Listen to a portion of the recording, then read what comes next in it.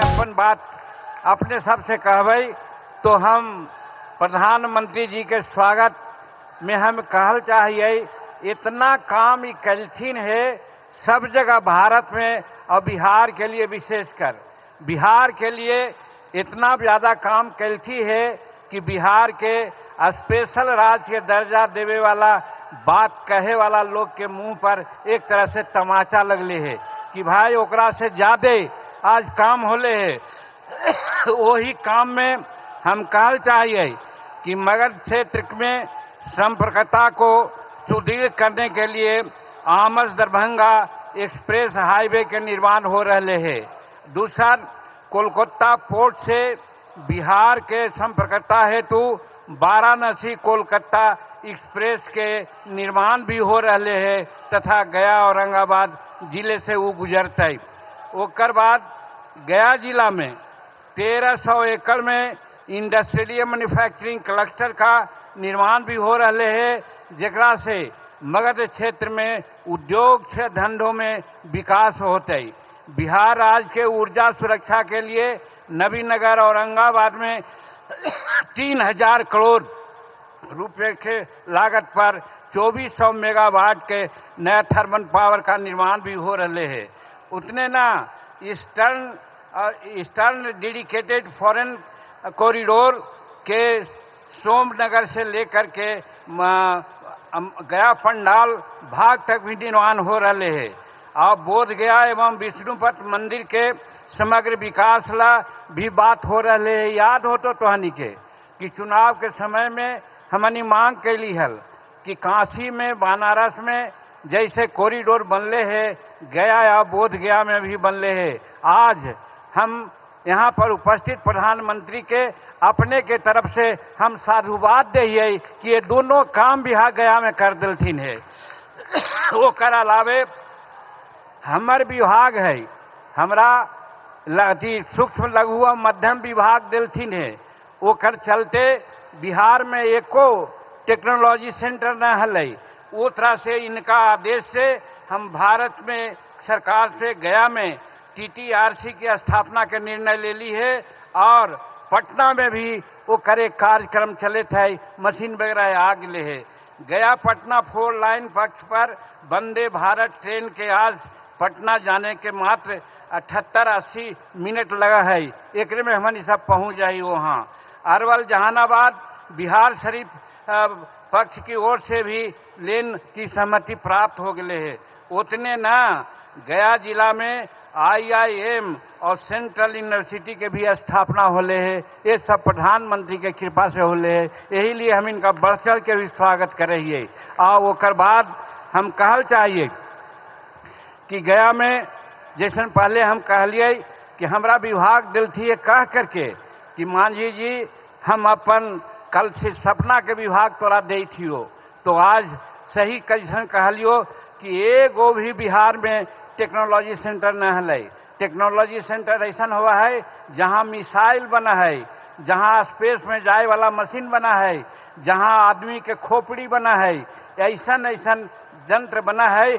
औसन दो गो technology centre Bihar में हमनी सैंक्शन करा दिए, एक गया में और एक पटना में। ओकर अलावे ओकरा से छोटा एगो बोला है एक्सटेंशन सेंटर, तो एक्सटेंशन सेंटर भी हम 7 गो बिहार में करा दिली है। ये सब प्रधानमंत्री जी के कृपा है। और वो है मुजफ्फरपुर, सारण, रोहतास, राजगीर और पूर्णिया में, और दूसर संग्रामपुर जिला मुंगेर में और झंझारपुर जिला मधुबनी में। ये 7 एक्सटेंशन सेंटर के भी स्वीकृति दिली है अपना विभाग से। और खादी ग्राम उद्योग से KVIC के एक्सटेंशन सेंटर बोध गया में भी स्थापन हो रहे हैं। और MSCB मंत्रालय के तरफ से NIC के टेक्निकल सर्विस सेंटर और मगध विश्वविद्यालय में कम्प्लेक्स में शेड्यूल कास्ट शेड्यूल ट्राइब से हब के भी स्थापना करल जा रहे हैं। 1 सितंबर 2025 से दिल्ली और गया का में एक एकल इंडिया एयर इंडिया फ्लाइट भी चलता है। जहाज जो एगो चला है प्रधानमंत्री के कृपा से 1 सितंबर से एयर इंडिया के फ्लाइट भी बिहार से चले तो हम समझाइयो गया से दिल्ली जाए में बड़ी सुविधा हो तो सबके। और गया जी रेलवे स्टेशन का जो अमृत भारत स्टेशन योजना के तहत विश्व स्तरीय स्टेशन बनावल जा रहे है, वो भी अपने आप में एक उपलब्धि है। ई ला भी हम प्रधानमंत्री जी के दिल से स्वागत करते ही। उतने ना जल शक्ति मंत्रालय भारत सरकार द्वारा नमामि गंगे योजना के अधीन नमामि निरंजना फल्गु अभियान की शुरुआत 20 फरवरी 2024 के तत्कालीन राज्यपाल बिहार के राजेंद्र विश्वनाथ अरलेंकर जी के द्वारा करल गए हल। इस योजना के अधीन तत्कालीन प्रधानमंत्री जी अटल बिहारी वाजपेयी जी के सपना के अनुसार नदी से नदी जोड़ो कार्यक्रम के अंतर्गत सोन नदी से पानी घोड़ा घाट के नजदीक निरंजना में गिरा करके फल्गु नदी के जो आज अंता सलीला के अभिशाप सीता मैया दिलथिन हल, वो अभिशाप के दूर करेला, उसे मिटावेला कार्य चल रहे है। और ये भी उल्लेखनीय है, कुछ लोग कहा थी कि सोन नदी में पानी न है, हम कहलिए है और बिहार भारत सरकार बहुत एक्टिव है कि सोन नदी से पानी खास करके बाण सागर योजना जो 1993 में लागू होल, भारत सरकार, मध्य प्रदेश सरकार, उत्तर प्रदेश सरकार और बिहार सरकार गफूर साहब के मंत्रिमंडल में ओकर अनुसार 25% पानी सोन के देवेला है। वही पनिया चल रही थे फल्गु में, और फल्गु अंतर सलीला न सतत सलीला होकर के सीता जी के हिसाब से हमने दूर करे के प्रयास करे थिए। और इला प्रधानमंत्री जी के हम बहुत बहुत धन्यवाद दिए।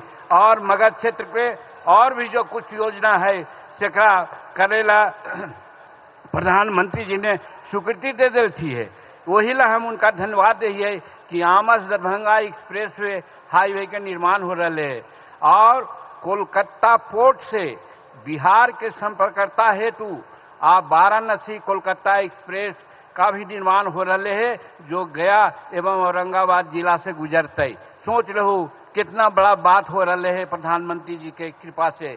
गया जिला में 1300 एकड़ में इंडस्ट्रियल मैन्युफैक्चरिंग क्लस्टर का निर्माण हो रहे है। इससे मगध क्षेत्र के उद्योग धंधा का विकास होता है। ये सब प्रधानमंत्री और नीतीश कुमार जी के कृपा से हो रहे हैं।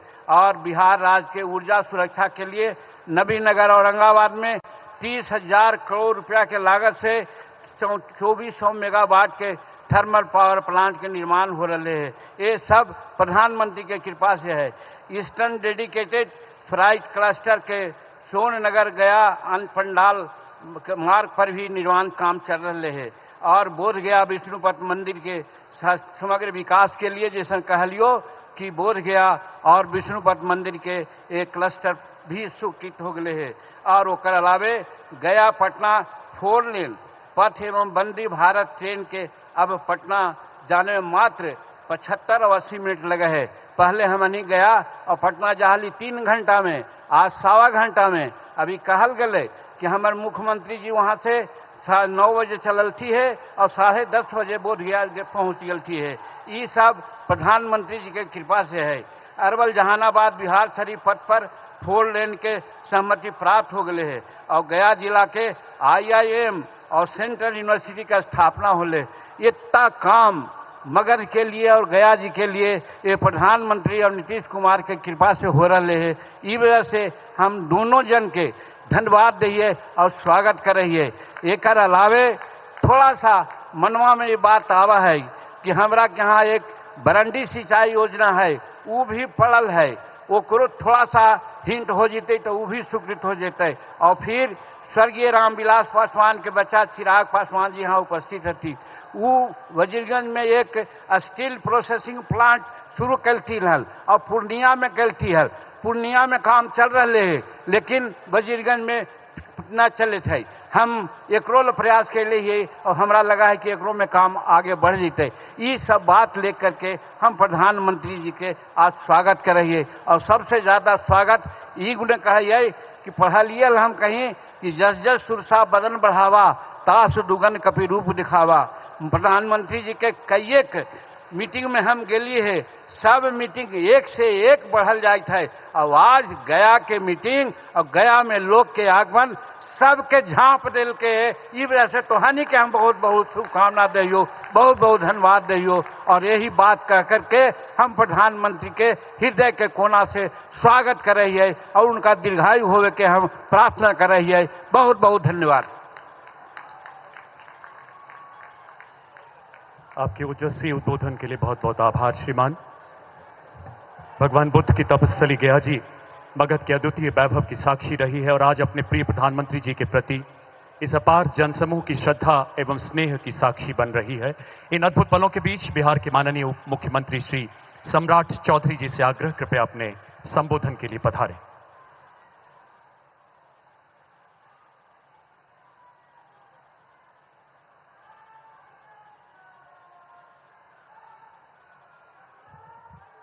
बोलिए भारत